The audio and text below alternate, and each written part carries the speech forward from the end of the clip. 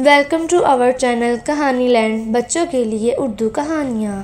एक वक्त का किस्सा है। महरपुर गांव में मंटो नाम का लड़का अपनी बीवी और मां के साथ रहता था। मंटो एक गोदाम में मेहनत मजदूरी किया करता था, पर इसकी इतनी मेहनत के बाद भी इसके घर का गुजारा बहुत मुश्किल से होता था। जबकि उसी गांव में मिठू नाम का लड़का अपनी बीवी नजीरा के साथ रहता था। मिठू गांव के शेख के पास इसके जानवरों की देखभाल का काम किया करता था। और मिठू, अगर मेरी बात सुन, मैं इतने दिन से देख रहा हूँ तो ना तो टाइम से आता है और ना ही ठीक से जानवरों की देखभाल करता है। मेरे जानवर दिन बदन कमजोर होते जा रहे हैं। शेख साहब, मैं तो टाइम पर आता हूँ और जानवरों की देखभाल भी अच्छे से करता हूँ, कमजोर हो रहे हैं तो इसमें मेरा क्या कसूर है? आप उन जानवरों को डॉक्टर को दिखाओ, पर उनके कमजोर होने का इल्जाम मुझ पर ना लगाओ। लेकिन मैं उनके कमजोर होने का इल्जाम तुझ पर लगाऊंगा। मुझे पता है तो उनकी देखभाल ठीक से नहीं कर रहा है। सीन, अगर तुझे मेरा काम पसंद नहीं आ रहा तो मेरा हिसाब कर ताकि मैं जाऊं। वैसे भी जानवरों के गोबर के बदबू से मेरे नाक के बाल और दिमाग के आज़ा कमजोर हो रहे हैं। नहीं, तूने नाक के बेलों को बदबू से बचाकर कौन से बेटी का नतीसत में जाना है? ओ शेख, तुझे मेरे नाक के बालों की खूबियों का पता ही नहीं है। जब ये लंबे होकर नाक से निकलकर मुंह में झानकते हैं तो ये देखने वालों को मंजर बहुत ही दिलकश लगता है। आय हाय, बहुत ही। भाई तो कोई गंदा इंसान है, तेरे जैसे इंसान का मेरे पास कोई काम नहीं। तेरा तो अभी हिसाब करना पड़ेगा। हाँ हाँ, मेरा हिसाब कर दे। वैसे भी तेरे जैसे शेख के पास मुझ जैसे सलाहियत से भरपूर इंसान का कोई काम नहीं है। शेख को मीठू की उन बातों पर बहुत गुस्सा आता है। शेख इसका हिसाब कर देता है और मीठू वहां से चला जाता है। मीठू का गुजर ऐसी जगह से होता है जहां एक आदमी तोते और नेवला बेच रहा होता है। मीठू वहां पर आ जाता है। भाई साहब, ये नस्ली तोता कितने का दे रहे हो? ये तो तब होता है, ये अपना सलक है। ये तोता दूसरों का खत पहुंचाने भी कर सकता है। मुझे तो ये तोता कम डाकिया ज्यादा लग रहा है।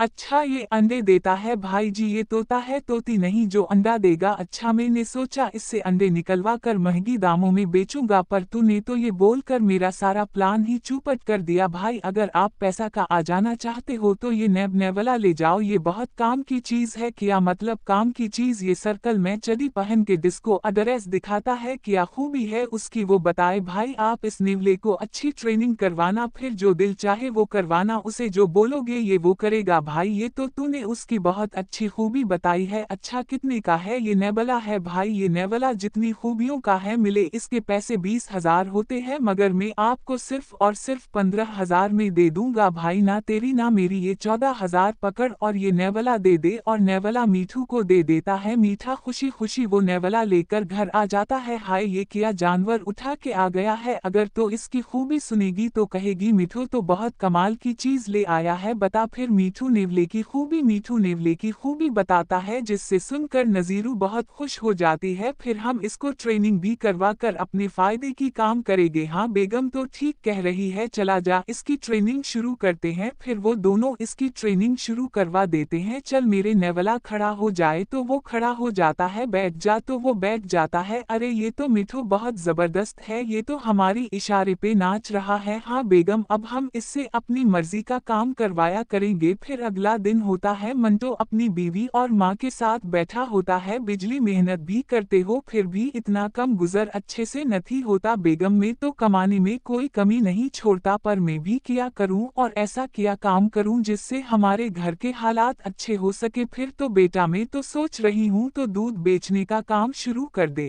इस तेरी अच्छी कमाई है, पर माँ जी, दूध बेचने के लिए गाय कहाँ से खरीदूं? हमारे पास तो इतने पैसे भी नहीं है कि गाय खरीद चुके। तो मेरी माँ जी ने मुझे सोने का हार दिया था, उसे बेचने का सही वक्त है। अभी काम करो, उसे बेचो दो और एक अच्छी सी गाय खरीदूं, ज्यादा दूध देती हो। हाँ मंटो, तेरी बेगम ठीक कह रही है, इसके अलावा कोई रास्ता भी नहीं है। ठीक है बेगम, आप वो हार ले आओ। फिर नीलम वो हार लेकर आ जाती है और मंटो को हार दे देती है। मंटो वो हार लेकर घर से निकलता है और इसे बेच देता है, जिसके उसे 40,000 रुपए मिल जाते हैं। मंटो वो पैसे लेकर गांव के शेख के पास आ जाता है। माशाअल्लाह, लाला आपके पास काफी सारे जानवर हैं, क्या आप मुझे अच्छा दूध देने वाली गाय बेच सकते हो? है मेरे पास ऐसी गाय है, वो बहुत ज्यादा मीठा मीठा दूध देती है। शेख साहब मुझे वो गाय खरीदनी है ताकि मैं इसका दूध निकाल कर बेच कर अपने घर का गुजारा अच्छा कर सकूं। लड़के वो तो तेरे बात ठीक है, लेकिन इस गाय कीमत भी इतनी ही महंगी है। क्या है कीमत गाय की? पूरे 60,000 रुपए। शेख साहब मैं गरीब लड़का हूँ, अपनी बेगम का सोने का हार बेच कर 40,000 रुपए मिले हैं। आप मुझे ये गाय 40 से 4 रुपए में दे दे ताकि मैं अपना दूध काम शुरू कर सकूं, जिससे मेरे घर के हालात अच्छे हो जाएं। मंटो की ये बात सुनकर शेख को इस पर तरस आ जाता है और वो मंटो को गाय दे देता है। मंटो खुशी खुशी वो गाय घर ले आता है। गाय देखकर उसकी बीवी और माँ खुश हो जाते हैं। वो मंटो ये तो बहुत सेहतमंद है, जरूर ये दूध भी अच्छे देती होगी। बेगम ये गाय मैंने गांव के शेख साहब से ली है, ये गाय बहुत अच्छा और मीठा मीठा दूध देती है। वाह बेटा, बस फिर तो कल से ही दूध में चना शुरू कर दे। फिर अगला दिन होता है और मंटो के पास दूध लेने वालों का रश लग जाता है। मीठा भी दूध लेने के लिए आता है। मंटो भाई आपने दूध बेचना शुरू कर दिया है? जी मीठू भाई, अपनी गाय का खालिस मीठा मीठा दूध बेचना शुरू कर दिया है। मैं तेरे पास तो पहले ही दिन दूध लेने के लिए रश लग गया है। अच्छा 1 किलो दूध दे, मैं भी चेक करूं कि ये दूध कितना है, खालिस और मीठा मीठा है। जी मैं अभी देता हूँ। फिर मंटो मीठू को दूध दे देता है और मीठू वो दूध लेकर घर आ जाता है